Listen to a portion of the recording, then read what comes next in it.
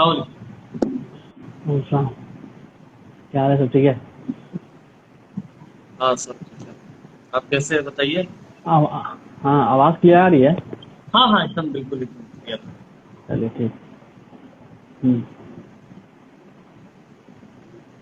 तो आज और ऑर्गेनम बताओ, का क्या टॉपिक आपका डिस्कस? रखा गया है। अच्छा। और ऑर्गन।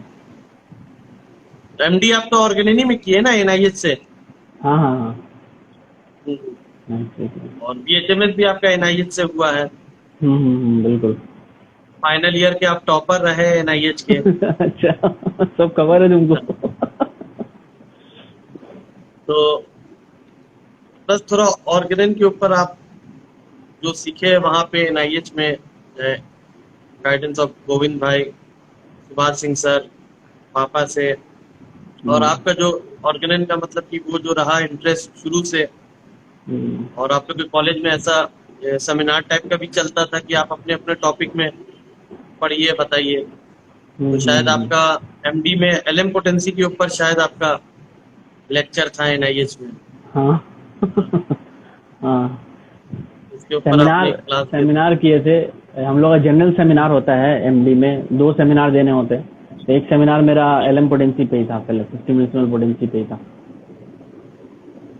जो जो तो मतलब सर से हम लोग जो प्रैक्टिकल सीखे हैं, असल में एलएम पोटेंसी एक तो एनआईएच में प्रिस्क्राइब करते ही हैं, है ना, शुरू से ही। लेकिन जो सर से जो हम लोग सीखे हैं, सर के क्लिनिक में रह करके जितना किस तरह से एलएम पोटेंसी को देना है ना, वो मतलब उसको डिस्पेंस कैसे करना है, ये भी बहुत बड़ा एक चैलेंज रहता है। तो मैंने उस सेमिनार में वीडियो के माध्यम से बताया था कैसे इसको डिस्पेंस, ऑल फ्रैक्शन कैसे बनाते हैं, 100 ml का 16 डोजेज का पोटेंसी कैसे बनाते हैं, ये सब मैंने डेमोन्स्ट्रेट किया था वहाँ पर थ्रू अ वीडियो।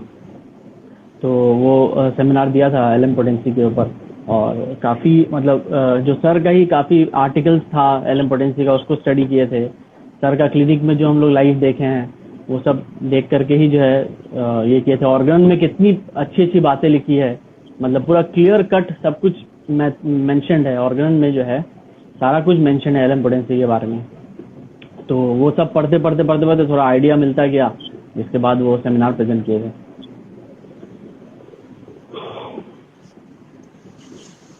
और तो हाँ,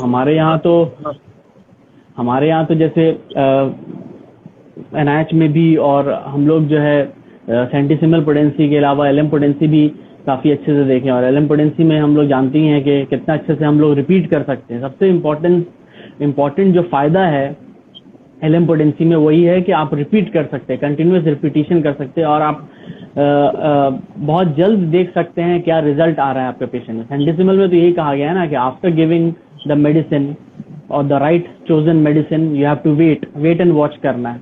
लेकिन एलएम पोटेंसी में ये एडवांटेज है कि आप जो है कंटिन्यूस रिपीटिशन कर सकते हैं। एक्यूट केसेस में हैनमैन ने ये तक कहा है विद इन एन आवर, मतलब फ्यू मिनट से लेकर के विद इन एन आवर और फ्यू आवर्स तक भी आप रिपीट कर सकते हैं। तो ये एडवांटेज है एलएम पोटेंसी का। जो मतलब जो हम लोग जब एनआईएच में स्टार्टिंग में आए थे, तो एनआईएच में तो एलएम पोटेंसी सबको प्रिस्क्राइब करते थे। लेकिन सेकंड बीएचएमएस से जब सर के यहाँ क्लिनिक में आना स्टार्ट किए, तब पता चला रियल जो क्या बोलते हैं arena, world of LM potency क्या है ना, वो पता चला। मेरे पापा भी हैं, तुम जानते ही हो, वो भी सेंटिसिमल एलएम सब कुछ प्रिस्क्राइब करते थे। लेकिन जो चीज़ एलएम पोटेंसी का जो जादू है, कैसे मतलब रिजल्ट मिलता है, वो तो सर के यहाँ आके सीखे हैं क्लिनिक में। तो वही सबका नॉलेज गेन करते करते करते करते अल्टीमेटली एमडी में जब चांस मिला, तो इसीलिए उसका जो है एक सेमिनार प्रेजेंट किए थे। और जैसे कि ये बताया जाता है कि अफोरिज्म 83 से लेके 104 तक केस टेकिंग की पार्ट होती है। हम्म। लेकिन हम लोग जो पढ़े हैं तो हर अफोरिज्म केस टेकिंग है। जैसे बिल्कुल जानते हैं हम बिल्कुल। लोग अफोरिज्म 3, अफोरिज्म 4, 5, 6 सारा ये केस टेकिंग के पार्ट आता है। हम्म। इसमें थोड़ा डिफरेंशिएट करके और थोड़ा क्या इम्पोर्टेंस है 83 टू 104 का केस टेकिंग का हम्म। पार्ट, और किस तरह से लेना चाहिए, क्या चीज को पहले प्रायोरिटी देना चाहिए। बिल्कुल बिल्कुल। जो केस टेकिंग भी मैं बताऊं तो केस टेकिंग भी बिल्कुल नहीं आता था करना। केस टेकिंग जो है अपना कभी सीखे ही नहीं सही से। कि कैसे करते हैं केस टेकिंग जो रियल वे। असल में सबसे बड़ा जो ड्रॉबैक हमारे बीएचएमएस लाइफ में होता है ना हमारे साथ कि जितना भी आप सीख ले पढ़ ले, लेकिन जो प्रैक्टिकल जब तक आप नहीं देखेंगे किसी सर के साथ, गुरु के साथ, उनके क्लिनिक में, तब तक आप केस टेकिंग कभी नहीं सीख पाएंगे।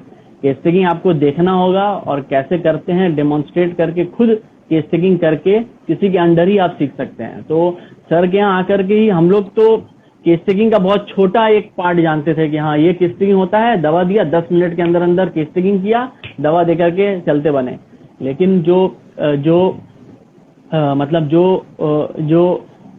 क्या बोलते हैं, फील्ड ऑफ केस टेकिंग, जो अरीना है, जो मैग्नानिमिटी है केस टेकिंग का, कि आप कितने अच्छे से केस टेकिंग ले सकते हैं, कितना एंगल है जहां से आपको जो है केस टेकिंग कर सकते हैं आप, जो केस परसीविंग जिसको सर कहते हैं, वो तो सर के यहाँ ही क्लिनिक में सीखने को मिला। और पहले तो मैं खालिद भैया और गोविंद भैया और अंसार भैया लोग के सामने खड़े होकर के बैठ करके सिर्फ सुनता था कि क्या पूछ रहे हैं लोग केस टेकिंग में, है ना। तो मतलब उनके साथ बैठो और वो लोग जो केस टेकिंग कर रहे हैं उसको सिर्फ देखो, क्या क्या पूछ रहे हैं, क्या क्या नहीं पूछ रहे हैं, किस किस चीज का कहाँ कहाँ इंपॉर्टेंस है, कोई ऐसा सिम्टम है उसमें क्या चीज पूछना चाहिए, नहीं पूछना चाहिए। तो इसी तरह से जो हमारा एफोरिज्म है 83 to 104, ये तो केस टेकिंग का पार्ट है, लेकिन ऑर्गेनन में ये चीज सबसे इंपॉर्टेंट है ना कि हर एफोरिज्म आपस में कनेक्टेड है। जब तक आप जो 3 पॉइंट्स ऑफ क्योर जो हैनेमन ने बताया है कि एफोरिज्म नंबर 71 में कि आपका 3 पॉइंट्स बहुत जरूरी है। पहला तो नॉलेज ऑफ द डिजीज, है ना, क्लासिफिकेशन ऑफ डिजीज जिसको बोलते हैं, एक्यूट डिजीज, क्रॉनिक डिजीज, कितने कितने टाइप के डिजीज हैं, उसको आप समझिए, उसको पहचानिए, है ना। उसके बाद फिर नॉलेज गैदर कीजिए मेडिसिन का, है ना, मेडिसिन का ड्रग प्रूविंग के टाइम में जो गैदर करते हैं वो करना है। उसके साथ फिर उसको कैसे कंबाइन करना है, वो सब एक आपस में कनेक्टेड है। इसके बीच में ही आता है केस टेकिंग भी। तो आप जो तुमने बहुत अच्छी बात कही कि केस टेकिंग एफोरिज्म नंबर 1 से ही स्टार्ट है, एफोरिज्म नंबर 3 से 4 से ही स्टार्ट है। आप जब तक नहीं जानेंगे कि आपको क्या पूछना है, आप कैसे पूछेंगे, कैसे 83 तक आप आएंगे। 83 में हैनेमन ने स्टार्ट ही कर दिया है केस टेकिंग का definition, the individualising examination of a case of a patient, है ना। तो ये जो स्टार्टिंग उन्होंने बता दिया कि केस टेकिंग क्या है, लेकिन उसको जानने के लिए कहाँ से आप स्टार्ट करोगे, सिम्टम्स क्या लेना है, कौन सा सिम्टम्स को इम्पोर्टेंस देना है, वो सब तो एफोरिज्म स्टार्टिंग से ही हम लोग को ऑर्गन में आस्ते आस्ते हैनेमन ने मेंशन किया है पूरा। और 83 to 104 तो वो इतना इम्पोर्टेंट ये है केस टेकिंग का पार्ट, उसमें स्टेप बाय स्टेप हैनेमन ने बताया है कि आपको कैसे सिम्टम्स, आप पेशेंट को टाइम दीजिए। हम लोग क्या है कि पेशेंट से पूछते हैं क्या तकलीफ है, तकलीफ बताने के बाद पेशेंट बोलता है, हम लोग लिखने में लग जाते हैं, है ना, अरे रुके हमको लिखने दीजिए, है ना, रुके एक एक करके बताइए, आस्ते आस्ते बताइए। लेकिन इस चीज के लिए हैनेमन ने मना किया। हैनेमन ने कहा है कि पेशेंट को आप बोलने दो, उनका ट्रेन ऑफ थॉट जो है वो ब्रेक नहीं होना चाहिए, है ना, पेशेंट को आप बोलने दो। क्योंकि पेशेंट भी कभी एक फिजिशियन के पास आता है तो बहुत सारे पेशेंट के भी दिमाग में चलते रहती हैं बातें कि क्या बोलूंगा मैं, कैसे अपना जो टाइम मुझे डॉक्टर के पास मिला है उसको कैसे मैं यूटिलाइज करूंगा, क्या क्या बोलना है, क्या क्या नहीं बोलना है। तो सब पेशेंट जो दिमाग में भर करके आपके पास लाता है, और उसको इसीलिए मुझे लगता है हैनेमन ने कहा था कि आप बोलने दो पेशेंट को, आप अपना नोट डाउन करते रहो, पेशेंट को डिस्टर्ब मत करो। पेशेंट बोल रहा है सिम्टम्स, उसको बोलो, अपना गैप रखो, है ना, सिम्टम्स के बीच में आप गैप रखो ताकि वापस आकर के आप उसको और कंप्लीट कर सको, सिम्टम्स को क्रॉस क्वेश्चनिंग करके कंप्लीट कर सको। तो ये बहुत अच्छी चीज बातें लिखी है वहां पर। ऑब्वियस कॉज की एक बात बहुत अच्छा लिखा है हैनेमन ने कि बहुत बार जो है केस टेकिंग के टाइम पे आपको बहुत सारी ऐसे कॉजेज होते हैं जो पेशेंट ऐसे खुल के नहीं बताएगा, और आपको भी ऐसा, जैसे हमारा जो ओपीडीज का सेटअप होता है ना, आईपीडीज, वहां हम लोग सबके सामने पेशेंट से जो है धड़ल्ले से पूछ देते हैं कि बताइए आप जो है ऐसा कोई हुआ था कि नहीं, एक्सपोजर हुआ था कि नहीं, ऐसा कोई घटना घटा था कि नहीं आपका। तो वो पेशेंट कभी भी, जिसका हर आदमी का अपना डिग्निटी या सेल्फ रिस्पेक्ट है, वो आपको कभी नहीं बताएगा। इसीलिए हैनेमन ने कहा है कि ऑब्वियस कॉज अगर है कुछ तो उसको आप जो है अलग से अपने तरीके से, अपना स्किल यूज करके अपने तरीके से आप उनसे पूछिएगा, तब आपको वो पेशेंट जो है आपको बताएगा कि क्या क्या ऑब्वियस कॉज है, जो बहुत इंपॉर्टेंट होता है ना, किसी भी डिजीज को आइडेंटिफाई करने के लिए, पेशेंट का एक पेशेंट एज अ पर्सन को आइडेंटिफाई करने के लिए it's very important to understand this obvious cause. Female case taking मतलब फीमेल्स का केस टेकिंग कैसे करना है, क्या कौन कौन सा सिम्टम, मेंसेस के कौन कौन से सिम्टम लेने हैं, कैसे कैसे सिम्टम लेने हैं, सब कुछ हैनेमन ने मेंशन कर दिया है उसी 83 से 104 के बीच में। और उसके साथ साथ जो सबसे इंपॉर्टेंट यहाँ पर मुझे एफोरिज्म लगता है वो है 153। वो 153 में आपको, आपने तो केस टेकिंग कर लिया, लेकिन वो स्ट्राइकिंग सिम्टम्स आपको आइडेंटिफाई करने के लिए वो तो दिमाग में होना पड़ेगा ना कि हाँ ये जो पेशेंट सिम्टम बोल रहा है this is something striking, this is something जो पेशेंट का डिजीज है ना, उससे अलग है, तभी तो आप उसको स्ट्राइकिंग समझोगे, है ना। जो कॉमनली डिजीज के टाइम पे होता है that the patient is something, जो बोल रहा है पेशेंट वो बिल्कुल अलग है उससे। जो आपको स्ट्राइक करे, है ना, सर ऐसे बताते हैं जो स्ट्राइक करे, आपको चौंधिया दे, वो सिम्टम अगर आपको मिल गया देन समझिए आपका कि स्टिकिंग सही डायरेक्शन में जा रहा है। उसको अगर आप निकाल पाए पेशेंट, तो that means you are on the right track. So that is why 153 is so important कि वहां पर आपको Hahnemann has guided us that how we have to what are the symptoms, what are the important symptoms which will guide us to the remedy, है ना। उसके बाद 153 के बाद ही जो है Hahnemann is saying that अगर आपको ये striking characteristic peculiar singular symptom अगर आपको मिल जाता है then only single dose will be enough. अगर हम लोग देखें, हम 153 अगर ऑर्गन का बुक है तुम्हारे पास एक बार खोलना, बिकॉज ऑर्गन हम लोग जो है बिना बुक खोले जो है समझ नहीं पाएंगे। है ऑर्गन पास में? हाँ तो देखो 154 में हैनेमन मेंशन करते हैं if this anti type constructed from the list of the symptoms, फिर नीचे कह रहे हैं दिस मेडिसिन, आइटैलिक्स में, this medicine is the most appropriate homeopathic specific remedy for this morbid state and the disease, if it not be of one of very long standing, will generally be removed and extinguished by the first dose of it। तो first dose अगर बहुत ज्यादा long standing नहीं है, बहुत ज्यादा chronic case नहीं है, तो आपका अगर आपको ये स्ट्राइकिंग पेक्यूलियर कैरेक्टरिस्टिक सिम्टम अगर आपको मिल गया है जिससे आप परफेक्ट एंटी टाइप ये होता है सर ऐसे बताते हैं, है ना, डिजीज सिम्टम का, पेशेंट के सिम्टम का परफेक्ट एंटी टाइप ड्रग के सिम्टम से अगर आपको मिल गया है then you can cure that patient with one single dose. एक सिंगल डोज से ही जो है पेशेंट ठीक हो जाता है। तो ये चीज है। प्लस जितने भी आपको जो एफोरिज्म मिलेंगे 83 से लेकर के उसके बाद भी, तो डिजीज को कैसे आइडेंटिफाई करना है, वन साइडेड डिजीज है ना, मेंटल डिजीज है, बहुत सारे डिजीज हैं जिसको आपको कैसे आइडेंटिफाई करना है, उसमें कैसे अप्रोच करना है, हर एक चीज जो है प्रैक्टिकल ही जो है आपको प्रैक्टिकल लाइफ, प्रैक्टिस लाइफ में काम आएगी। That is what is mentioned in organ. Organ को हम लोग ऐसी थ्योरेटिकल बुक समझ करके चले आते हैं, लेकिन इसका कितना प्रैक्टिकल इंपॉर्टेंस है वो तो हम लोग को सर से ही समझ में आया है ना। सर एक एक चीज पढ़ के बताते हैं क्या क्या इंपॉर्टेंस है, किसमें क्या क्या चीज है। जो एंगल आप हम लोग ऑर्गेनन फर्स्ट ईयर से पढ़ते आ रहे हैं, ठीक है, आप एफोरिज्म 1 से लेकर के 294 तक आप कितनी बार पढ़े होंगे, लेकिन हर बार ऑर्गेनन को अगर आप पढ़े, कोई आपको दिखा दे तो आपको नया चीज मिलता है। This is also something very peculiar of Organon. इसलिए आप अपने पूरे करियर लॉन्ग आप ऑर्गन को पढ़िएगा, वो कभी ना कभी कुछ ना कुछ स्पेशल और कुछ ना कुछ यूनिक मिलेगा। That is why organ study of organ is so important.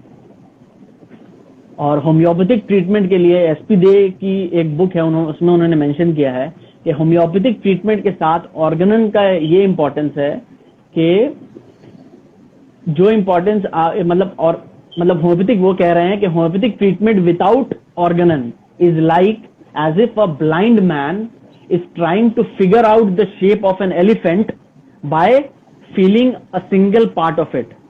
मतलब कि अगर एक अंधा आदमी पूरे एलिफेंट को, अगर आप ऑर्गेनन विदाउट ऑर्गेनन अगर आप होम्योपैथिक ट्रीटमेंट के लिए अप्रोच करते हैं, पेशेंट को होम्योपैथिक का आप अप्रोच करते हैं, तो दैट मीन्स कि आप एक वो ऐसा ही है, विदाउट ऑर्गेनन ऐसा ही है कि आप एक अंधा आदमी अगर एक पूरे एलिफेंट का शेप को विजुलाइज कर रहा है, फील कर रहा है bye touching a single part, मतलब एक पैर को टच करके अगर एक अंधा आदमी पूरा एलिफेंट का बॉडी को टच कर सकता है क्या, फील कर सकता है?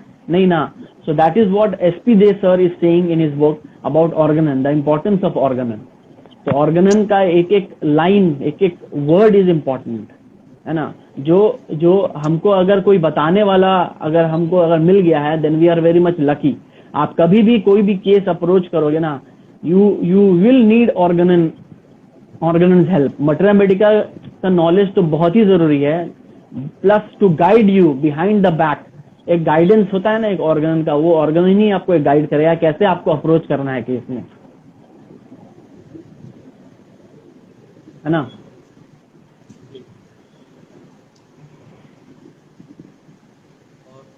231 से लेके 244 तक जो इंटरमिटेंट डिजीज के बारे में, उसके बारे में थोड़ा। तो इंटरमिटेंट डिजीज जो है वो हैनमन जो है 231 अगर हम लोग खोलते हैं,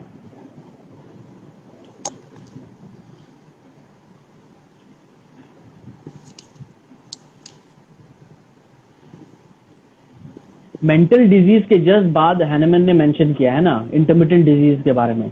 तो इंटरमिटेंट डिजीजेस का मतलब वही है, इंटरमिटेंट मतलब इंटरमिटेंटली कुछ सिम्टम्स है ना रिकर कर रहा है कुछ टाइम के बाद, या तो वो रेगुलर टाइम पीरियड हो सकता है या फिर इरेगुलर टाइम पीरियड हो सकता है। This is what is called as intermittent diseases.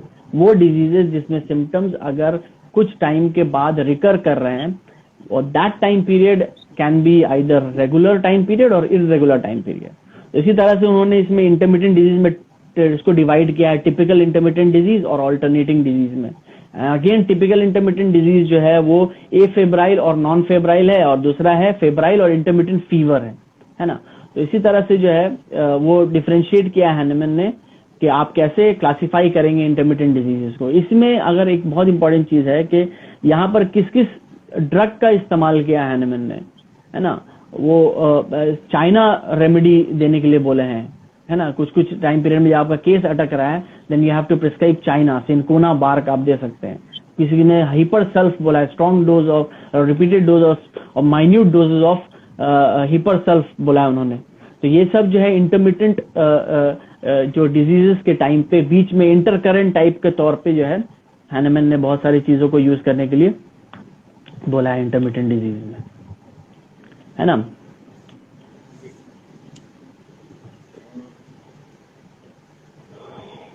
210 से लेके 230 तक की mental disease and emotional disease जो है।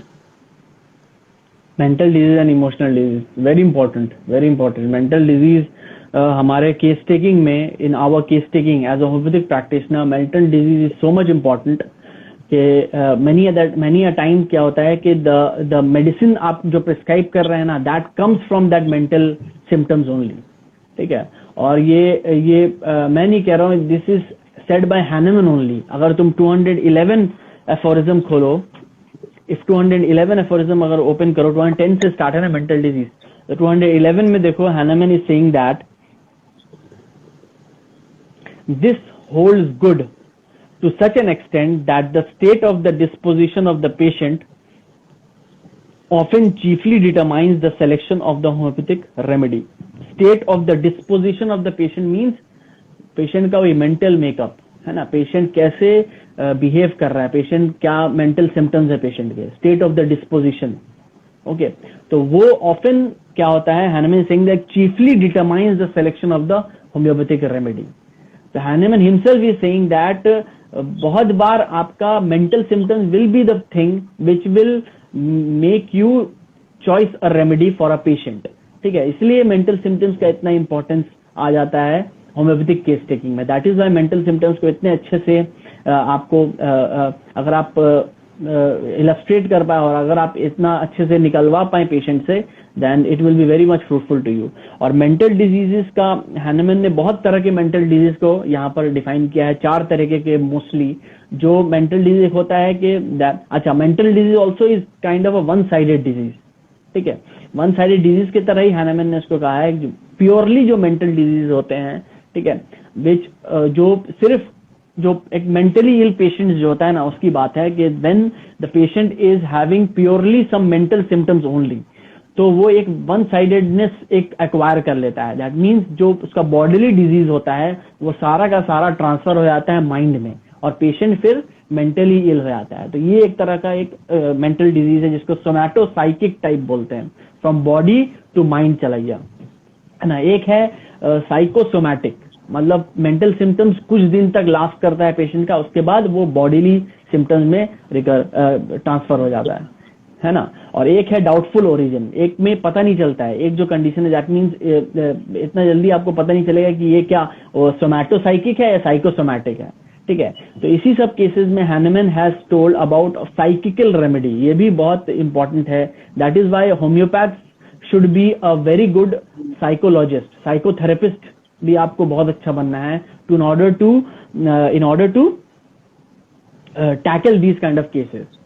और सर के साथ ही रह करके बहुत बार ऐसा हुआ है कि बहुत सारे ऐसे पेशेंट्स आते हैं सर के पास जो सिर्फ आप खड़े होकर के सुनिए सर कैसे उस पेशेंट्स को टैकल करते हैं। एक दो पेशेंट्स के साथ मेरे साथ भी हुआ है, जब सर के पास जब ये सारे पेशेंट्स आते थे जो मेंटली बिल्कुल ही जो है मतलब उनका सारा डिजीज जो है मेंटल रीजन में जो है जाके ट्रांसफर हो गया है, और मेंटली इल पेशेंट्स जो होते हैं उनको सर कैसे टैकल करते हैं, जो उनके माँ बाप टैकल नहीं कर पा रहे हैं वो सर कैसे टैकल करते हैं, कैसे उसमें सिम्टम्स निकालना होता है ना, वो भी सर के साथ सीखे हैं। और एक और चीज यहाँ पर हैनेमन ने जो फर्स्ट टाइम बताया ना, यहाँ पर हैनेमन ने कि आप मेंटली इल पेशेंट्स को कैसे ट्रीट करना है, विच इज वेरी इंपॉर्टेंट। यहाँ पर आप देखोगे अगर एफोरिज्म नंबर 228 है, ठीक है, 228 एफोरिज्म में हैनेमन ने मेंशन किया है, जिसको ये भी कहते हैं auxiliary mental regimen. Actually during the time of Hahnemann what used to happen was that all the mentally ill patients को ना एक वो करेक्शन होम में रखा जाता था। करेक्शन होम जो कहते थे उस टाइम पे, दैट वहां पर जो लोग थे जो इंचार्ज रहते थे वहां पर, they used to treat this patient so harshly, so rudely, इतना उनको टॉर्चर किया जाता था, इतना उनके साथ गलत व्यवहार किया जाता था। तो जिसको हैनेमन देख रहे थे, अपने लाइफ टाइम में देख रहे थे और समझ रहे थे ये गलत चीज है, ठीक है, इसलिए उन्होंने एक बहुत ही अच्छा ये 228 एफोरिज्म अगर आप पढ़ोगे अच्छे से ना, then you will come to know that Hahnemann has कितना अच्छे तरीके से उन्होंने बोला है कि आप कैसे एक मेंटली इल पेशेंट्स को टैकल करेंगे, क्या क्या सिम्टम मिलेगा, उसके अगेंस्ट में आपको क्या क्या करना है। बहुत अच्छे से इसको हैनेमन ने एक्सप्लेन किया। अगर कोई पेशेंट बहुत ज्यादा वायलेंट है तो उसके वहां पर आपको एज अ फिजिशियन और as a care taker of that patient बहुत ही क्वाइट वे में आपको पेशेंट को टैकल करना है। कोई अगर पेशेंट बहुत ज्यादा वायलेंट, फिजिकली वायलेंट है, मतलब सामान को उठा उठा करके फेंक रहा है, अगर कोई ऐसा पेशेंट है तो उस केसेस में आपको उन सारे चीजों को दूर रखना है ना। हैनेमन के टाइम पे what used to happen was that the patient used to get मतलब टॉर्चर किया जाता था उनको करेक्शन होम में। और उस जमाने का ये रिवाज था कि पीपल यूज्ड टू कम, अभी हम लोग कैसे जू में जाते हैं, वी सी एनिमल्स, है ना, एनिमल्स को देख करके घेर के सारे पब्लिक एनिमल्स को खड़े होकर के देख करके एंजॉय करते हैं। अगर एनिमल और ज्यादा वायलेंट होता है और पब्लिक और एंजॉय करती है। उसी तरीके से ड्यूरिंग हैनेमन्स टाइम ऑल्सो, और उस जमाने में मेंटली इल पेशेंट्स को इसी तरह से ट्रीट किया जाता था। उनको भी इसी तरह के करेक्शन होम्स में, अरीनाज में रखा जाता था और पब्लिक आती थी in order to get entertainment from these patient. Chained करके रखा जाता था पेशेंट्स को, मेंटली इल पेशेंट्स को, और उनको इसी तरह से हंटर से मारा जाता था, बहुत सारे गलत ट्रीटमेंट किया जाता था और पेशेंट और वायलेंटली बिहेव करता था और पब्लिक एंजॉय करती थी। तो ये सब चीज को हैनेमन ने बिल्कुल नकार दिया, बिल्कुल नेगेट दिया कि ये जो है आपको, this is not the right way to treat a mentally ill patient, because they are mental ill patient are diseased individual, ठीक है ना। वो कोई स्पिरिचुअल से आकर के कोई पागल नहीं हो गया है ना, they are all disease individual, और उसी को उसी तरह से आपको बिहेव करना है। इतने अच्छे से यहाँ इस एफोरिज्म में हैनेमन ने बिल्कुल अच्छे से मेंशन किया। और एक और चीज यहाँ पर हैनेमन ने बताया है कि मेंटली इल पेशेंट्स को आप दवा कैसे देंगे, है ना। उन पेशेंट्स को आप, हैनेमन कह रहे हैं कि because homeopathic medicine is very much जो है बहुत ज्यादा माइन्यूट डोज में होता है, बहुत ज्यादा डाइल्यूटेड फॉर्म में होता है, इसलिए आप किसी भी ड्रिंक में या पानी में मिला करके आप जो है दवा दे दिए, वो सारे पेशेंट्स को पता भी नहीं चलेगा that they are taking medicine.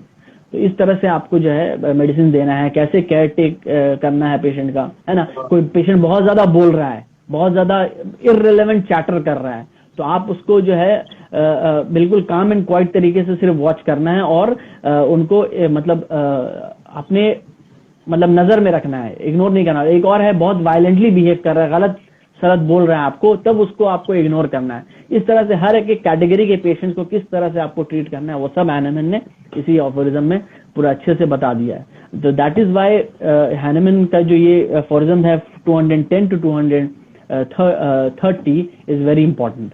Hahnemann कह रहे हैं कि मेंटल डिजीज को आप जो अगर कोई मेंटल डिजीज अगर एक्यूट फॉर्म में आया है, सडनली जो पेशेंट जो है उस तरह का बिहेव करने लगा है, then you have to give some acute remedies, है ना, और उसको वो रिकर ना करे उसके लिए आपको एक एंटीसोरिक मेडिसिन देना पड़ेगा। इन द बैकग्राउंड सोरा होता है मोस्टली, तो उसके लिए आपको एंटीसोरिक रेमेडी देना होगा। उसके साथ डाइट एंड रेजिमेंट को भी इंप्रूव करना होगा पेशेंट का, है ना। तो ये सारी चीज भी बहुत इंपॉर्टेंट है। और एक और चीज था इसमें, एक मिनट में बता रहा हूँ, where Hahnemann is saying that acute cases में भी आपको symptoms of the mind is very important, है ना। एक्यूट केसेस में भी अगर आपको सिम्टम्स ऑफ द माइंड मिल रहा है then it is very important.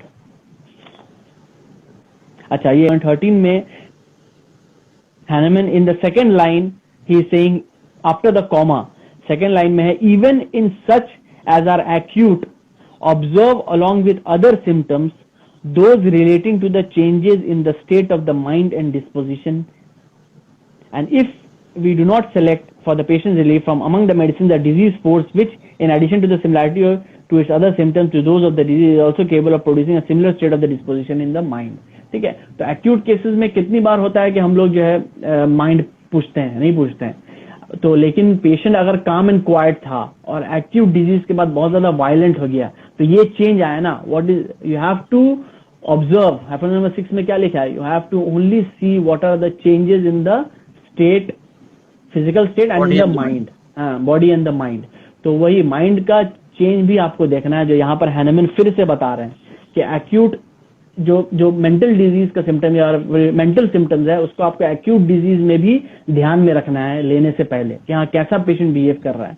बहुत सारे बात जो है जनरलिटीज भी होती है कि पेशेंट जो है आपका क्या खाना पसंद कर रहा है, एक्यूट डिजीज के बाद क्या खाना, ये जब प्रॉब्लम हुआ उसके बाद पेशेंट बहुत ज्यादा भूख लगने लगा, पेशेंट को चॉकलेट मांग रहा है बहुत ज्यादा पेशेंट, है ना, बहुत सारे ऐसे सिम्टम्स होते हैं, तो उसको जो है आपको रिकर करना है। पेशेंट इस प्रॉब्लम स्टार्ट होने के बाद बहुत ज्यादा रेस्टलेस हो गया है ना, बहुत ज्यादा इरिटेबल हो गया है, ये सारे बहुत कॉमनली हम लोग पूछ के निकल जाते हैं, जो हैनमन ने भी बताया है, ये बुक में सब कुछ लिखा है। इफ वी स्टडी ऑर्गेनन हमको पता चलेगा कि जो चीज हम लोग प्रैक्टिस लाइफ में यूज करते हैं everything is there in Organon,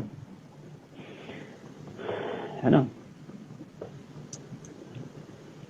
और मॉडस ऑपरेंडी के बारे में तुम कैसे कह रहे थे, मॉडस ऑपरेंडी जो है ना, तो वो जो है 29 में हैनमन ने मेंशन किया है ना, 29 है, 148 है, 282 है, 3 जगह हैनमन ने ऑर्गन में मेंशन किया है। ठीक है, अगर तुम 29 अफोरिज्म ओपन करो, ठीक है, 29 जो मॉडस ऑपरेंडी है हैनमन ने बताया है वो 148 और 282 में भी मेंशन किया है हैनमन ने। ठीक है, तो ये मॉडस ऑपरेंडी का जो अफोरिज्म है ना, उससे जस्ट पहले हैनमन इज सेइंग दैट, क्योंकि हैनमन वाज टोटली अगेंस्ट, अगर हम फ्रॉम फर्स्ट अफोरिज्म से ही अगर हम लोग बात करें तो पेशेंट के अंदर क्या हो रहा है, ठीक है, पेशेंट के अंदर क्या हो रहा है ना, और मतलब कैसे मेडिसिन काम कर रहा है, ये सब आपको जानने की जरूरत नहीं है। इंटीरियर ऑफ द ऑर्गेनिज्म क्या चेंजेस हो रहे हैं, क्या कॉजेटिव फैक्टर है, ये सब जानने की जरूरत नहीं है। आपको डिजीज को आइडेंटिफाई करना है by what, by the manifestation of symptoms. So by the manifestation of symptoms only you can identify the disease, और उसी को देखना है हम लोग को, उसी के साथ हम लोग को डिजीज सिम्टम को जो है हम लोग को मेडिसिन सिम्टम्स के साथ मैच करना है और मेडिसिन देना है। तो इसीलिए हैनमन यहाँ पर 28 में भी कह रहे हैं कि इट मैटर्स लिटिल, अगर थर्ड लाइन से देखो, it matters little what may be scientific explanation of how it takes place.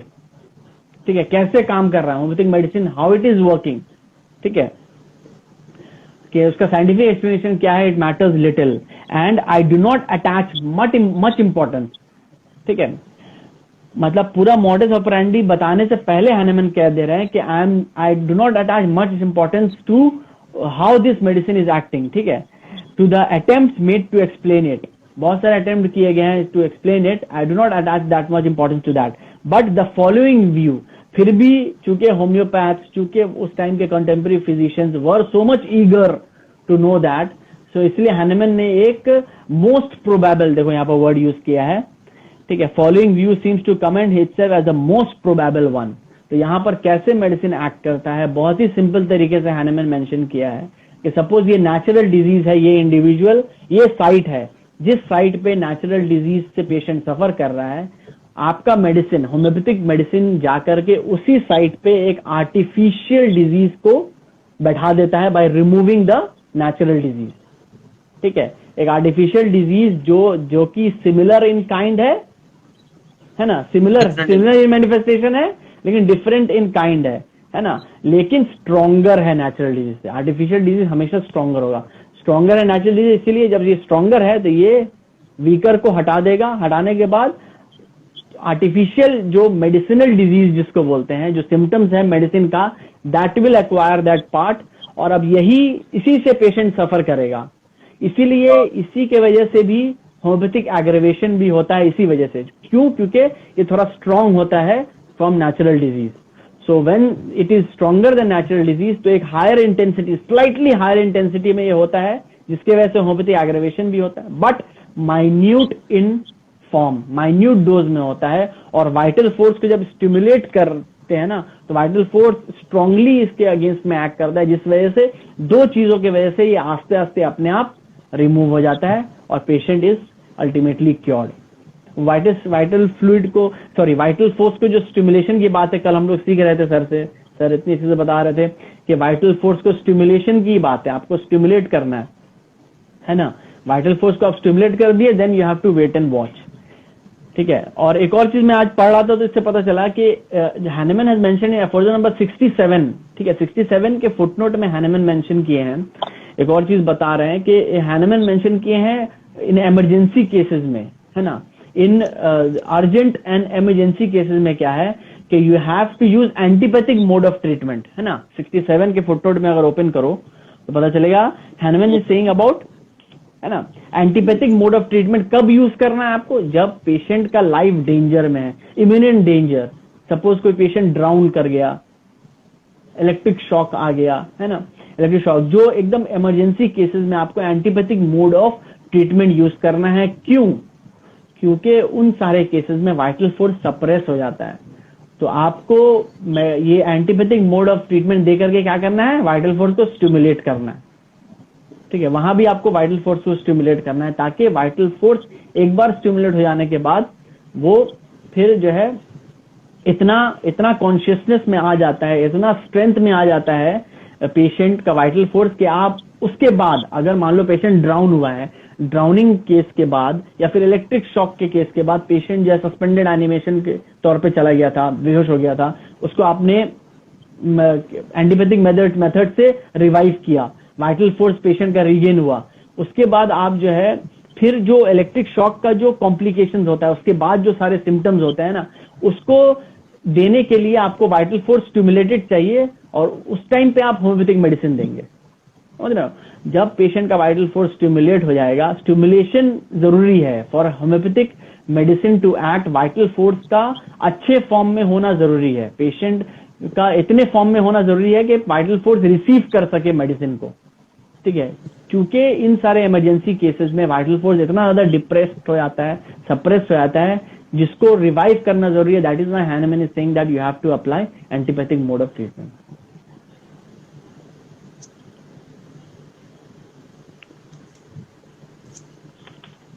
अच्छा, आप वो जो बोल रहे थे मेंटल डिजीज के बारे में, सोमैटिक साइकी, तो ऐसा कोई केस एक्सपीरियंस चाहे पापा के साथ या आपके अपने क्लिनिक में या आपके फादर के अंकल के क्लिनिक में, ऐसा कोई जो बहुत मेंटल डिजीज पे प्रोमिनेंट केस हो, उससे वो? ऐसा तो अभी तक एक्सपीरियंस नहीं हुआ है कोई ऐसा mental disease, pure mentally ill patients के केस का। लेकिन सर के साथ ही जो कोई एक पेशेंट था सर का, मतलब कोई पेशेंट के बेटा जो बहुत ज्यादा ही वायलेंटली बिहेव करता था, मम्मी से जो है मम्मी को प्यार करता था और फादर से बहुत अगेंस्ट में रहता था। ये सारे सिम्टम्स को सर बहुत ज्यादा वॉच करते थे। तो उस टाइम पे क्या था कि पेशेंट ही जब ये एक्यूट अटैक टाइप में आता था ना, तो वो फादर दौड़ करके लेके आते थे पेशेंट को सर के पास।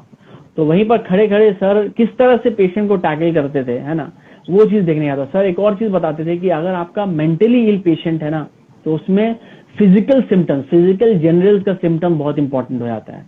अगर पेशेंट का मेंटली इल है ना, और मेंटल सिम्टम्स बहुत ज्यादा मार्क्ड हैं, तो उसमें आपका फिजिकल सिम्टम्स को आपको देखना है कि क्या क्या फिजिकल सिम्टम्स जो है पेशेंट का आ रहा है उस टाइम पे। तो दैट इज वेरी इंपॉर्टेंट। अगर आपका कोई एक मेंटली इल पेशेंट है, तो फिजिकल सिम्टम में कैसा बिहेव कर रहा है पेशेंट, पेशेंट का खाने पीने में क्या है ना डिजायर है, क्या नहीं है, वो सब चीज को जो फिजिकल जनरल का जितना पॉइंट होता है ना, वो सारा बहुत ज्यादा इंपॉर्टेंट हो जाता है मेंटल सिम्टम। सो वही चीज सर, मतलब बातों बातों में कैसे आप मेंटली पेशेंट्स को नहीं पूछ सकते अच्छा ये बताओ एपेटाइट कैसा है आपका, है ना, डिजायर कैसा है, थर्स्ट कैसा है, ऐसा नहीं सर। पेशेंट का काउंसलिंग भी करते थे, है ना, काउंसलिंग के साथ साथ ये सब बातें भी बीच बीच में पूछ लेते थे, both from father and from the child itself.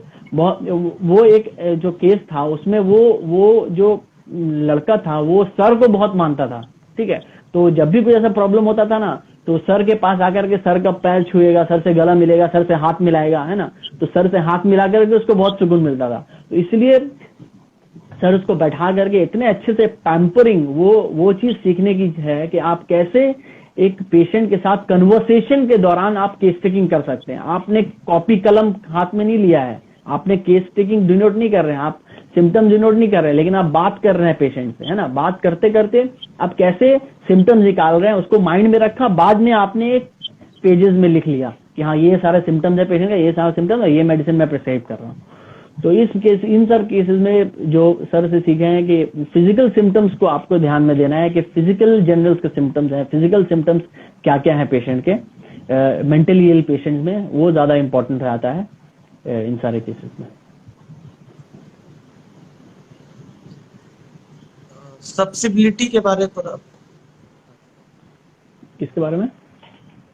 सब्सिबिलिटी, अच्छा ससेप्टिबिलिटी, है ना। ससेप्टिबिलिटी जो है वो हम एक बता रहे हैं कि ससेप्टिबिलिटी रॉबर्ट्स ने एक बहुत अच्छा उसका रॉबर्ट्स के बुक में चैप्टर है ना ससेप्टिबिलिटी के बारे में। तो हमारा NIH में क्लास हो रहा था इन आई थिंक सेकेंड ईयर या थर्ड ईयर में, तो सर का ही क्लास था। तो सर ने बताया कि सब लोग आप लोग रॉबर्ट्स लेकर के आओ और आज हम लोग रॉबर्ट्स पढ़ेंगे, ससेप्टिबिलिटी चैप्टर पढ़ेंगे। तो उसमें सर को मुझे याद है शशांक भैया ने ना उसका वीडियो रिकॉर्डिंग भी किया था, पता है, ये उस क्लास का, ठीक है। तो वो उसमें सर ने ससेप्टिबिलिटी के बारे में जो बताया था, ससेप्टिबिलिटी क्या है सर बताया, एक डेफिशिएंसी है, ठीक है, एक डेफिशिएंसी है। पेशेंट ससेप्टिबल, जब तक पेशेंट ससेप्टिबल नहीं होगा किसी भी डिजीज के लिए या किसी भी मेडिसिन के लिए, then that thing will not act on the patient. अगर एक सिंपल वर्ड में अगर ससेप्टिबिलिटी को आपको समझना है, ससेप्टिबिलिटी यही चीज है कि मान लो अभी के एग्जांपल ले लो कि कोविड-19 के टाइम पे बहुत बार ऐसा हुआ है कि एक फैमिली में ये तो हुआ है कि बहुत कई बार कभी तो सारे के सारे फैमिली मेंबर्स जो है मतलब एक साथ बीमार पड़ गए हैं, एक के बाद एक। लेकिन कई बार ये देखा गया है कि फैमिली में सिर्फ कोई एक बंदा बीमार पड़ा है और बाकी लोग जो है वो बिल्कुल ठीक है ना। तो ये कैसे हुआ? ये हुआ कि वो जो पेशेंट था, मोस्टली जो बोला जा रहा था कि जो लोग कोमोर्बिडिटीज के साथ है ना, वो ज्यादा ससेप्टेबल हैं टू दिस डिजीज, है ना। तो वो लोग ज्यादा जो है बीमार पड़ रहे थे जो कोमोर्बिडिटीज के साथ थे, जिनका सिवियरिटी हो जा रहा था डिजीज में। लेकिन बहुत सारे ऐसे हैं कि एक ही जगह एक्सपोजर हुआ लेकिन वो बीमार नहीं पड़े, बाकी लोग बीमार पड़ गए, है ना। इस तरह से भी हुआ है। तो ये क्यों होता है? ये इसलिए होता है कि पेशेंट का जो है एक टाइम आता है जिस टाइम पे वो ससेप्टेबल होता है डिजीज के लिए। वो डिजीज जब तक पेशेंट ससेप्टेबल नहीं होगा किसी भी एक डिजीज के लिए, वो एक डेफिशिएंसी, सर का कहना था एक डेफिशिएंसी होता है। वो डेफिशिएंट जब तक पेशेंट नहीं होगा, उसके सॉइल में डेफिशिएंसी नहीं होगा, तब तक कोई भी डिजीज एजेंट उस पर अटैक नहीं करेगा, है ना। तो ये बहुत सारे डिजीज के केस में ऐसे ही होता है। जितने भी इन्फेक्शियस डिजीज ले लो, किसी भी में ले लो, बाकी लोग बीमार पड़ते हैं, आप बीमार होते। बारिश में आप भी भीगते हो, सब लोग भीगे, आपके फ्रेंड सर्कल से सब लोग भीगे, लेकिन बीमार एक दो लोग ही पड़ते हैं। बाकी क्यों नहीं हुए? बाकी इसलिए नहीं हुए कि वो ससेप्टेबल नहीं थे और वो लोग ज्यादा ससेप्टेबल थे, उनका कॉन्स्टिट्यूशन ऐसा था, वो ज्यादा ससेप्टेबल थे। इसी तरह से मेडिसिनल एजेंट के केसेस में भी बोला जाता है कि कोई भी एक मेडिसिन को एक्ट करने के लिए आपके बॉडी में वो मेडिसिन का ससेप्टेबिलिटी होना चाहिए। पेशेंट का वो ससेप्टेबिलिटी कैसे होगा? ओके, इसी से होगा कि सारा सिम्टम्स जो है, पेशेंट का सिम्टम्स बोलेगा कि यस मुझे ये दवा चाहिए, मुझे ये दवा दीजिए आप। उसकी जगह पे आप कोई और दवा दे दोगे तो वो नहीं एक्ट करेगा उसमें। तो वो पेशेंट जो है सिम्टम्स से बता रहा है कि I am susceptible to this medicine, है ना। इसको एक तरह से हम लोग ये भी समझ सकते हैं कि I am susceptible to this medicine, ये मेडिसिन आप हमको दो तो ही हम ठीक होंगे, है ना। तो ये एक शॉर्ट फॉर्म में अगर सब लोग वो रॉबर्ट्स में जाकर के एक बार पढ़ोगे तो अच्छे से समझ में आएगा ससेप्टेबिलिटी के चैप्टर। एक दो केस अपना आप कोई बताइए जो ऑर्गेनिन के बेसिस पे प्रिस्क्रिप्शन आपका हुआ। देखो, और कोई भी, हमको तो ये लगता है ना कि आप कभी भी केस टेकिंग कर रहे हैं ना, तो केस टेकिंग करते वक्त आप ऑर्गेनिन के बिना कर ही नहीं सकते केस टेकिंग, है ना। आप अगर मान लो कि आपके पास कोई एक पेशेंट आया, पेशेंट का जो है सिम्टम्स आप ले रहे हो, तो सिम्टम्स को कैसे कैसे लिखना है वो ऑर्गन से सीख सकोगे आप। कैसे अप्रोच करना है, ये एक्यूट डिजीज है, क्रॉनिक डिजीज है, यही तो सबसे इनिशियल चीज है, वो ऑर्गन ही आपको बताएगा। कौन बता रहा है? मटर मेडिका में लिखा हुआ है कि हाँ ये सारा सिम्टम जो है आपका एक्यूट डिजीज में आएगा, ये क्रॉनिक डिजीज में आएगा, ये सब तो ऑर्गन ही बता रहा है ना। तो कोई भी सिम्टम अगर आप ऑर्गन सही से पढ़े हैं ना, तो आप कभी भी भटकेंगे नहीं, है ना। एक हम सिम्टम बता रहा हूँ, एक केस बता रहा हूँ अपने लाइफ का, जो बहुत ही सिंपल ड्रग है, ठीक है, लेकिन उससे ये चीज भी ठीक हुआ है। वो हम जो है मतलब सीखे हैं, सर से ही सीखे हैं, जिसके वजह से मैंने प्रिस्क्राइब किया था। जैसे एक बार क्या हुआ था कि जो मौलवी लोग होते हैं, जानते हो ना, मौलाना जो तकरीर करते हैं, वो लोग जो है उन लोग का जो है हमेशा किसी न किसी मजलिस में जाना होता है, तकरीर करना होता है, तो वो लोग जो है हमेशा इससे प्रॉब्लम होता है उनको, सोर थ्रोट का ये सब प्रॉब्लम रहता है। तो ऐसी एक केस मेरे अब्बू ने जाकर के देखा था। कोई एक पेशेंट थे, मतलब वो मौलाना ही थे, किसी मस्जिद के इमाम थे, तो वो कहीं गए थे तकरीर करने के लिए। तकरीर करने के बाद इतना जोर से चीखना चिल्लाना हुआ उनका कि आवाज बिल्कुल ही बैठ गया था, ठीक है, बिल्कुल बैठ गया था आवाज। और वो हॉस्पिटल बेड में लेटे हुए थे। तो मेरे फादर गए थे उनसे मिलने के लिए। तो वो चूंकि होम्योपैथिक मेडिसिन पहले से उनका बिलीफ था होम्योपैथी में बहुत अच्छा, तो इसलिए उन्होंने मतलब अब्बू से कहा कि आप कुछ ऐसा दवा दिए, यहाँ से तो हमको नहीं लग रहा कुछ रिलीफ हमको मिलेगा, तो आप कुछ ऐसा दवा बताइए। तो मेरे अब्बू ने जब ये देखा ऐसा केस है, तो अब्बू ने मुझे फोन किया, फोन करके पूछे कि जो है बताओ ऐसा सा केस है, क्या करें। तो हमको वो जो है सर से ही सीखने को मिला है कि वहां सर ने जो है हम जो है बोले कि आप आर्निका दीजिए, ठीक है, क्योंकि ये एक सडन इंसिडेंट था। वो इतना जोर से चीखना चिल्लाना हुआ था पेशेंट का, वो एक काइंड ऑफ ट्रॉमा था, जिसको ट्रॉमा को लेकर के मैंने बोला आप आर्निका देकर के देखिए पेशेंट को, आर्निका, है ना। तो वो आर्निका देने के बाद जो है बहुत ज्यादा बेटर हो गया था पेशेंट, बहुत ही रिलीफ मिला था पेशेंट को। तो ये एक कहीं पर बाउट्स होता है ना, जिस बाउट्स में आप जो है जो भी सीखे होते हैं अपने सर से, अपने गुरु से, वो चीज आपको जो है मतलब ध्यान में आ जाती है और आप जो है प्रिस्क्राइब कर देते हैं। तो ये सब चीज जो है सर के साथ रहते रहते बहुत सारी चीजें ऐसे सीखी हैं। जैसे सोर थ्रोट के केसेस में रफ्टक्स भी आता है ना। कभी कभी सोर थ्रोट आपको ऐसा हुआ जिसमें रफ्टक्स का सिम्टम क्या होता है कि जैसे मॉर्निंग में पेशेंट का जब सो के उठेगा पेशेंट तो गला बैठा रहेगा, है ना, गला बैठा हुआ है। कि जैसे जैसे आस्ते आस्ते बोलना शुरू करेगा पेशेंट तो उसका आस्ते आस्ते गला साफ होता जाएगा। तो ये मैंने सर के बहुत बार जो है सर को देखा है कि रफ्टक्स इस सारे केसेस में प्रेस्क्राइब करते हुए। तो ये कौन सोचेगा रफ्टक्स इस सारे केसेस में देने का। तो ये सारे सिम्टम एक मोडालिटी है जो इतना इंपॉर्टेंट है कि कहाँ कहाँ पर आप उसको अप्लाई कर सकते हैं, है ना। तो ये सारी चीजें हैं जो बहुत, और ये भी एक बेनिफिट मिला है कि अब जो है मेरे अब्बू कोई भी ऐसा जो केसेस आता है ना उनका डिफिकल्ट केस, सर के साथ रहने का ये फायदा हुआ है कि अब कोई भी डिफिकल्ट केस ऐसा आता है तो अब्बू जो है मुझे बोलते हैं कि तुम आना, आकर एक बार केस टेकिंग करना, टेस्टिंग करके जो है उसको देखते हैं क्या दवा दिया जा सकता है ना। तो ये चीज एक है कि अपने फादर के सामने अगर आपको इज्जत मिल रही है तो ये बहुत बड़ी बात है ना, कि आप आओ आकर के जो है केस्टिंग करो, केस्टिंग करके देखते हैं क्या दवा दिया जाता है। तो ये सब चीज कहाँ से मिला, ये सब चीज सर से ही सीखने को मिला है। सर के क्लिनिक जाते जाते इतना कुछ सीखे हैं, केस्टिंग कैसे करना है ना, वो सीखे हैं। तो वो सबसे जो है बहुत सारा चीज। अब बहुत बार ऐसा होता है ना कि बहुत सारी केसेस में ऐसा होता है कि मेडिसिन जो है वो सब सर का ही एक्सपीरियंस आपका माइंड में क्लिक करता है कि हाँ सर ये क्लिनिक में देखा था, ये सारे ये मेडिसिन प्रिस्क्राइब किया गया था, सर ने इस बेसिस पे प्रिस्क्राइब किया था। तो वो सारी चीजें जो है मतलब फिर उसको जो है वो सारा लेकर के अगर आप बुक से सही से पढ़े हैं तो आप अप्लाई कर सकते हैं वो सब चीज़ों को। तो स्टार्टिंग में क्या होता था कि सर के साथ जब जाते थे, मोगरा जाते थे, कैनिंग जाते थे, तो एक डायरी में लिखते रहते थे कि हाँ ये सारे जो है सिम्टम सर इस केसेस में ये दिया है। सर भी बोलते थे कि इसको लिखो, जो यहाँ सीख रहे हो उसको लिखो, ये आप तुमको बाद में काम आएगा, है ना। तो ये सारी चीज़ें थी।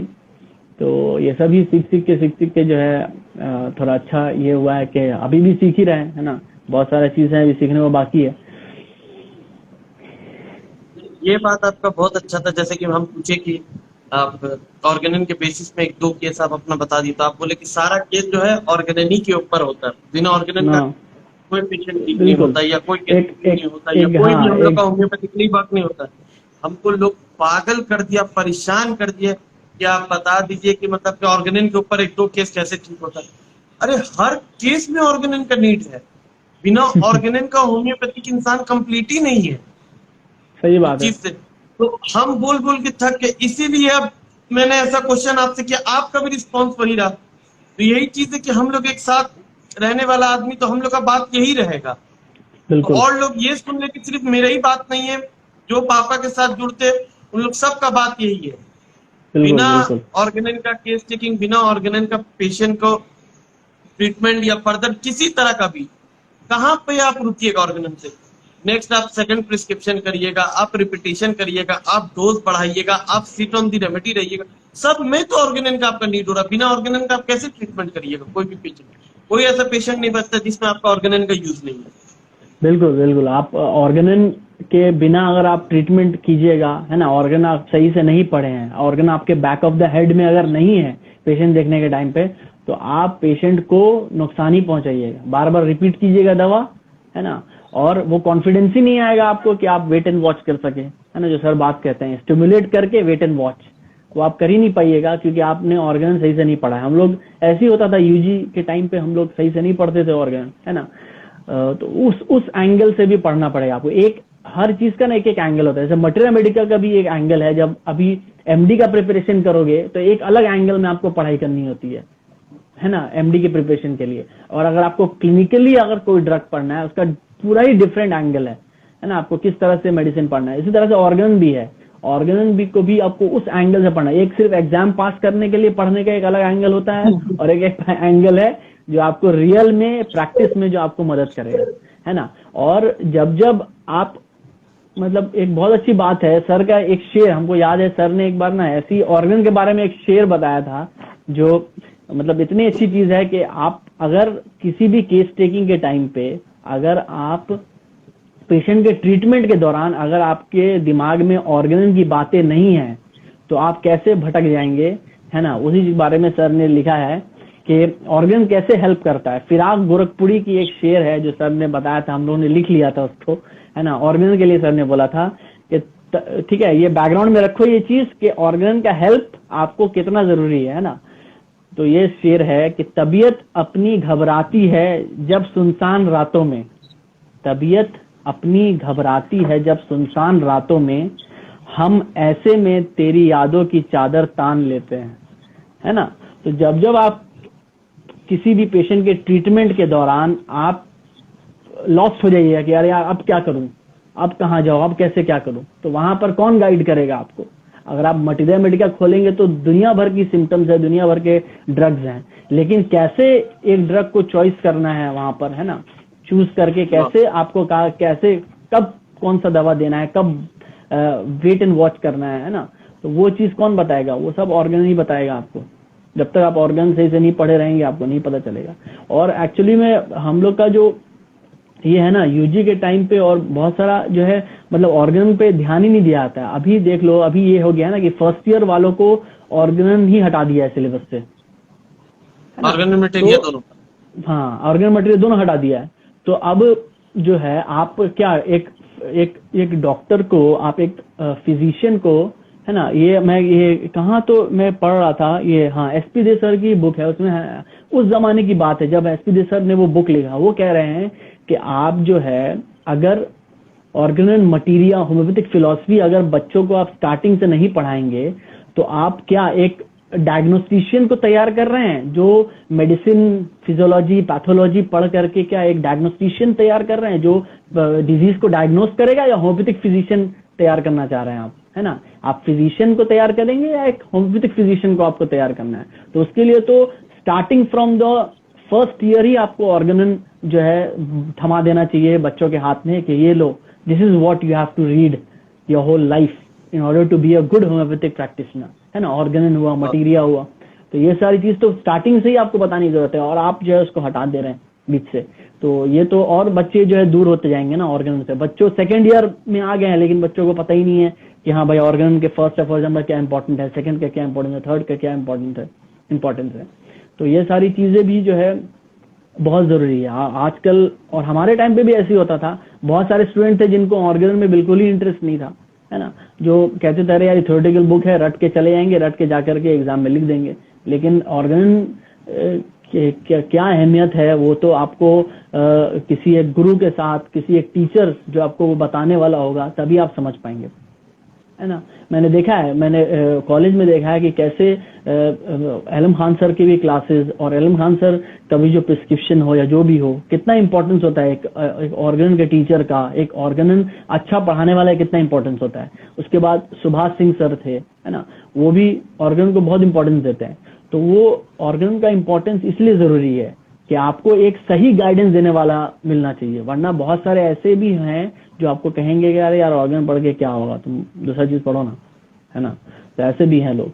आप देखो, प्रैक्टिस ऑफ मेडिसिन भी इज वेरी इंपॉर्टेंट, फिजियोलॉजी भी is very important, anatomy is very important, हर सब्जेक्ट बहुत इंपॉर्टेंट है। लेकिन ultimately at the end of the day what are we are a homeopathic physician. हमको तो पेशेंट को homeopathy related treat करना है ना, या फिर होम्योपैथिक फिजिशियन का टैग लेकर के एज एन एलोपैथिक डॉक्टर हम लोग को पेशेंट ट्रीट करना है कि हाँ भाई ये सिम्टम आया, ये दवा दिया, अच्छा ये सिम्टम चेंज हो गया, अच्छा ये दूसरा दवा दे दिया, अच्छा वो आया फिर दूसरा दवा दे दिया, या फिर एक 3-4 सिम्टम पेशेंट लेकर गया उसके लिए 3-4 दवा दे दी हम लोग। तो वो आपको बनना है या फिर आपको होम्योपैथिक फिजिशियन बनना है। तो आपको तो हर चीज, हम ये हमेशा यही समझते हैं कि एक एलोपैथिक डॉक्टर का काम होता है डिजीज को डायग्नोस करना, डायग्नोस करने के बाद दवा दे देना। डायग्नोस हो गया, उन लोगों का काम खत्म। डायग्नोसिस के लिए सारे रिपोर्ट्स करवाते हैं, इतने सारे इन्वेस्टिगेशन करवाते हैं। लेकिन बीइंग अ होम्योपैथिक डॉक्टर आपका काम डायग्नोसिस के बाद तो स्टार्ट होता है। आपने डायग्नोसिस कर लिया, समझ गए हाँ क्या पेशेंट है, क्या डिजीज का पेशेंट है, उसके बाद तो आपका काम स्टार्ट होता है। आपको तो और डिटेल में जैसा पेशेंट है उसी हिसाब से आपको डिटेल में केस टेकिंग करना होगा, उसी तरह से पेशेंट को आपको ट्रीट करना होगा। इसीलिए तुम देखोगे हमारे यहाँ भी सर के यहाँ जो है क्या होता है, इन्वेस्टिगेशन, जितने भी बहुत सारे ऐसे भी लोग हैं जो कहते हैं कि नहीं रिपोर्ट्स को हटा दो, ये नहीं, लेकिन हमारे यहाँ केस टेकिंग में क्या करते हैं, हम लोग टॉप पे लिखते हैं ना क्या पेशेंट इन्वेस्टिगेशन लिख कर गया है, ताकि हमेशा ध्यान में रहे कि पेशेंट क्या है, क्या डिजीज का पेशेंट है ना। लेकिन वो वहां तक आप डिजीज समझ गए पेशेंट का, फिर उसको भूल जाइए। अब आप जो है आपका रियल काम स्टार्ट हो रहा है, वो है as a homeopathic physician patient को डायग्नोस करना। डिजीज को डायग्नोस नहीं करना, आपको पेशेंट को डायग्नोस करना।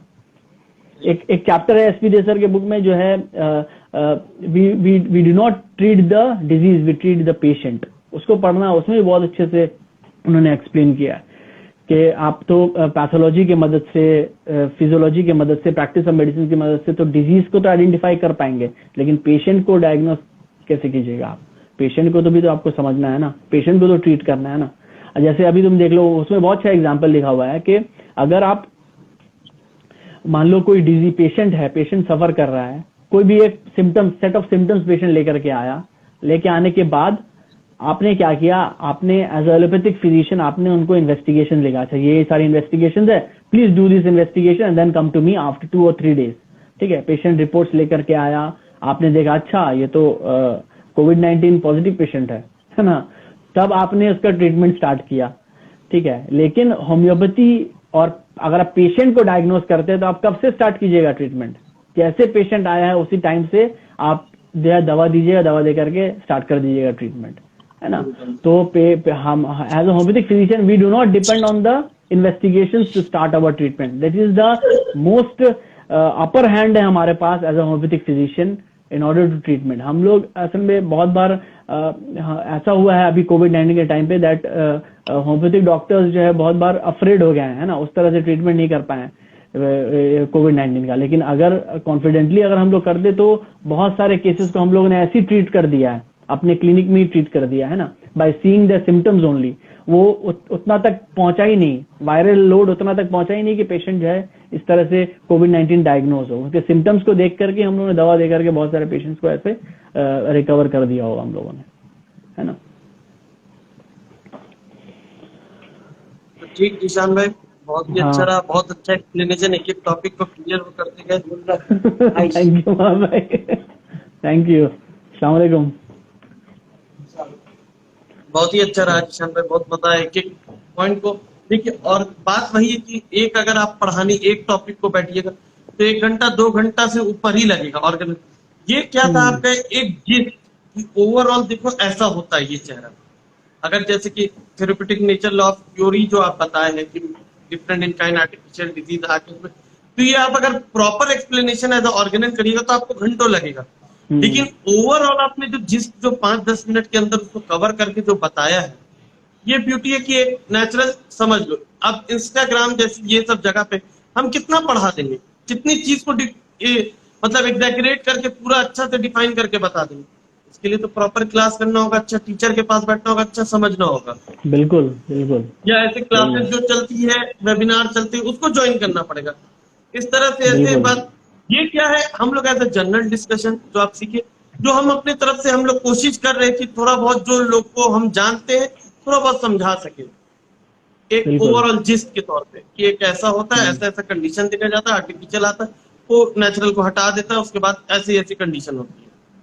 बिल्कुल बिल्कुल। तो ये हम लोग से जितना हो पा रहा है हम लोग मिलके थोड़ा बहुत यहाँ कर रहे हैं, जिसको जो समझ पा रहे हैं। बहुत अच्छा इनिशिएटिव है ये बहुत अच्छा इनिशिएटिव स्टार्ट किया जिससे पढ़ना हो जा रहा है, डिस्कशन हो जा रहा है, तो ये बहुत बड़ी बात है। और वो डिस्कशन रिवाइज हो जा रही है, हाँ, which was very much needed. ये सारे डिस्कशन जो है ना होते नहीं है जल्दी, जो हम लोग पढ़ रहे हैं बिल्कुल प्रैक्टिस लाइफ में, है ना, जो इतने सारे सर के साथ जितना सारा डिस्कशन किया है ना, पंकज सर के साथ जो पंकज भैया के साथ जो डिस्कशन किया है, अंसार भैया के साथ, है ना, राशिद भैया के साथ जो इतना सारे डिस्कशन चल रहा है, ये सब तो जेम है ना, यही सब तो सीखना है। This is what we have to learn as a homeopathic physician, है ना। क्योंकि बुक में तो बहुत सारी चीजें दी हैं, लेकिन उसको बताने वाला कोई चाहिए ना, आपको क्या चीज कैसे देखना है, कौन सा चीज आपको देखना है, कौन सा चीज नहीं देखना है। तो उसके लिए एक आंख चाहिए, है ना, आंख चाहिए। उस आंख के थ्रू अगर आप देखोगे तो आपको बहुत अच्छी चीज जल्दी समझ में आएगा हर चीज। तो वो चीज जो तुम स्टार्ट किए हो है ना, बहुत अच्छा है ना, उसको कंटिन्यू करो। और लोगों को, बहुत सारे यंग स्टूडेंट्स हैं जो चीज सीखना चाह रहे हैं, इतने सारे तुमको अच्छा रिस्पॉन्स मिल रहा है, दैट मीन्स बहुत सारे लोग जो दूर दराज के हैं, they want to learn and that is a good thing, that is a good thing. और तुम्हारे थ्रू अगर अगर 50 बच्चे भी अगर सही से सीख जाते हैं कि ऑर्गन का इंपॉर्टेंस क्या है, मैटरमेटिक का कहाँ इंपॉर्टेंस है, कैसे पढ़ना है ऑर्गन, तो इट्स वेरी वेरी फ्रूटफुल, है ना। जो चीज यहाँ से बैठे बैठे हो जा रहा है वो बहुत इंपॉर्टेंट है, बहुत इंपॉर्टेंट है। ऑल द बेस्ट, है ना, इसको ऐसे कंटिन्यू करो। ये जो हम लोग का पेज इंस्टाग्राम का हम लोग का जो चल रहा है, हम तो इसमें गारंटी लिख के दे सकते हैं कि जितना वैरायटीज ऑफ स्टडी यहाँ पे हो रहा है, चाहे ऑर्गेनन हो, चाहे मटीरिया मेडिका हो, या वास बुक हो, या प्रैक्टिस, और सबसे बड़ी बात है ये बेड साइड ओरिएंटेड वाली बात हो रही है यहाँ पर। जितना बिल्कुल कोई कहानी अपना बनाया ये सब करके माया भाई कह रहे शेयरिंग इज ब्लेसिंग। बिल्कुल, शेयरिंग इज ब्लेसिंग। माया भाई को कब शेयर करवाओगे, इतना सारा जखीरा लेकर के बैठे हुए माया भाई को कभी लेके आओ। माया भाई शेयरिंग इज ब्लेसिंग, बट इसलिए आदमी ये नहीं कर पाएगा, माया भाई को बोलो अपना सारा केसेस सुनाए, इतना अच्छा केसेस ट्रीट किए हो, मलेरिया बोले एक दिन आके बोल देने के लिए, है ना। वही अब बताइए, जैसे ऑर्गेनन की अभी जो बात हो रही थी कि सारा अफोरिज्म, यही बात है ना, अफोरिज्म 3 वाली बात, सारा है नॉलेज ऑफ द डिजीज है, मेडिसिन है, मेडिसिनल बात, कहाँ ऑब्स्टिकल टू रिकवरी वाली बात। एक ऑब्स्टिकल हो रहा है रिकवरी में, पूरा केस ठीक हो गया, लेकिन एक जगह आके अटक गया। कहाँ? वहां ऑब्स्टिकल हो रहा है। एक बैकग्राउंड डायसिस ट्यूबरकुलिनम का, ऊपर से डिजायर, सारा इंडिकेशन, जैसे कि पापा ने उस दिन कहा कि सिर्फ अगर माविया on the basis of the father tubercular history पे अगर ट्यूबरकुलिनम प्रिस्क्राइब करते, I was the one of the person was unhappy person, बिल्कुल बिल्कुल अनहैप्पी पर्सन होते कि सिर्फ इस बैकग्राउंड में, क्योंकि ये मेरा सिखाया हुआ चीज नहीं, उसका डिजायर था, उसका सारा अदर सिम्टम था। और जो जो ऑब्जर्वेशन और माविया भाई का जो था, जो पापा ने सिखाया, वो सब इंडिकेशन था। विदाउट इंडिकेशन अंदाजा मार दिया, कैंसर है तो कार्सिनोसिन दे दिया, टीबी है तो ट्यूबरकुलिनम दे दिया। ऐसे नहीं होता बिल्कुल है। बिल्कुल मलेरिया बिल्कुल ऑफ, खाली मलेरिया है तो मलेरिया ऑफ दे दिया, नहीं। उसका बहुत एक्सपीरियंस, जब वो मिलता है उसके बाद एक रास्ता खुलता है, ये क्वारिकल मिल गया तो देंगे, नहीं मिला तो नहीं देंगे। इंडिकेशन नहीं है बिल्कुल। तो कैसे दे देंगे? हाँ बिल्कुल, इंडिकेशन ही तो इम्पोर्टेंट है। और अगर आपको एक पॉइंट यहाँ पर बताया जा रहा है कि दैट ये था, पेशेंट को हमने ये दिया, तो दैट डजंट मीन कि उसी पॉइंट के बेसिस पे सिर्फ प्रिस्क्रिप्शन हुआ है ना।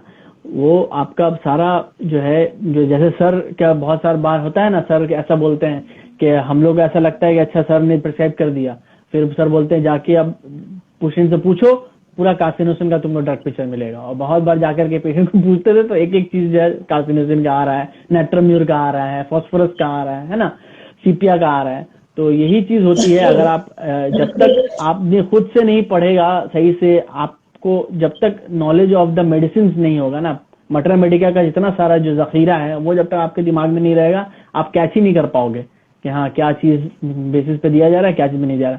केस का जो प्रेजेंटेशन ही हो रहा है उसी में आपको पता चल जाएगा, अच्छा अच्छा हाँ ये सारे जो है पॉइंट्स हो सकते हैं। और आप फिर जाकर के बाद में आप जाके पढ़ लीजिए मेडिसिन को पढ़िए, खुद आपको पता चलेगा क्या है, उसको फिर आप अप्लाई कीजिए।